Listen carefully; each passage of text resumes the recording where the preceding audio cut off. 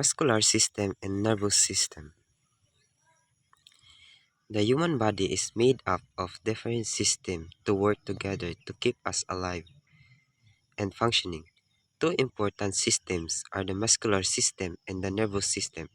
These systems help the body move response to the environment and maintain balance inside the body. Major properties of muscles: excitability or irritability. The ability of muscles to receive and respond to a stimulus or signals from the nervous system.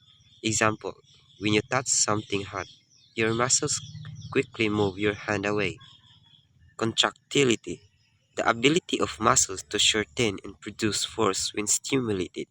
Example, when you lift a bag, your arm muscles contract to lift it. Extensibility, the ability of a muscles to strengthen without being damaged. Example, when you strengthen your arms or legs during exercise. Elasticity, the ability of a muscles to return to its original shape or length after stretching or contracting. Example, after stretching your arm, the muscles return to its normal position. 5 common types of muscles. Flexion, decreasing the angle between two body parts. Example, bending your elbow to bring your hand closer to your shoulder. Number 2. Extension, increasing the angle between two body parts, opposite of flexion. Example, straightening your arm after bending. Abduction, moving a body part away from the midline of the body. Example, raising your arm sideways away from your body. Number 4. Adduction, moving a body part toward the midline of the body. Example, lowering your arms back to your sides after raising them. Number 5. Rotation, moving a body part around its axis. Example, turning your head left and right or rotating your shoulder in a circle. Types of muscles. Number 1. Skeletal muscles, known as voluntary muscles. These muscles are attached to bones and help the body move. Example, the muscles in your arms help you lift a bag or carry books. Smooth muscles, known as the involuntary. These muscles are found inside organs and work automatically. Example, the muscles in your stomach move food while you digest your meal. Number 3. Cardiac muscles, known as involuntary. These muscles is found only in the heart. Example, your heart continuously beats to pumps blood throughout your body. Good day, everyone. My name is Alan Idamruan, and my topic is all about nervous system. The nervous system is the control and communication system of the human body.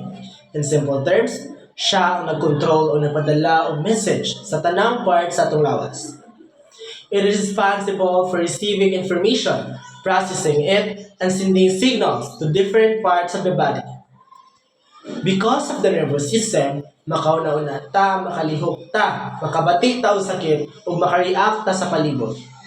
The nervous system works by sending electrical signals called nerve impulses through specialized cells called neurons.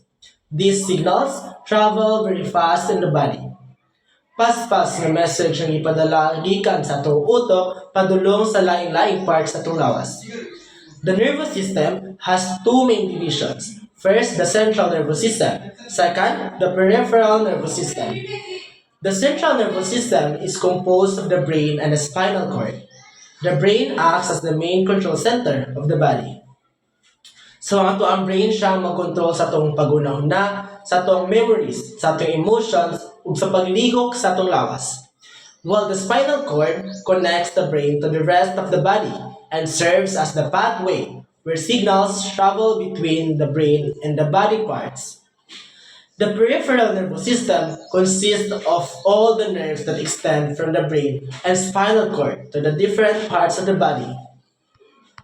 So kani siya nga nerves kay mao ni siya nagdala og message gikan sa atong lawas padulong sa atong utok ug gikan sa atong utok padulong sa atong lawas. Because of this system, we can feel things such as init, tugnaw, ug sakit. The nervous system also controls two types of actions. First, the voluntary actions. Second, the involuntary actions.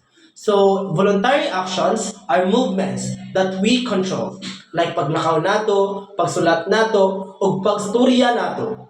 While involuntary actions happen automatically without thinking, such as pagginhawa nato, o pagpitok sa atong mga mata, o pagpitik sa atong kasing-kasing.